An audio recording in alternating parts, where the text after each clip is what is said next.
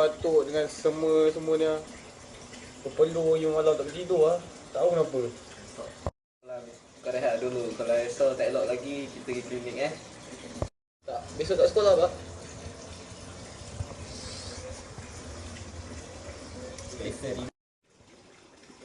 Keesokan harinya.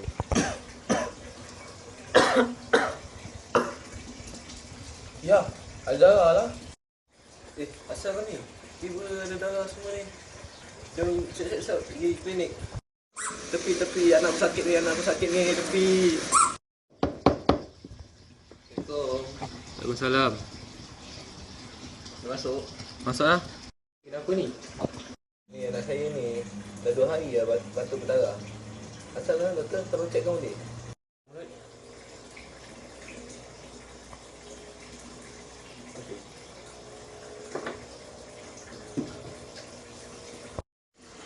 Selepas pemeriksaan saya mendapati anak awak menghidap penyakit TB.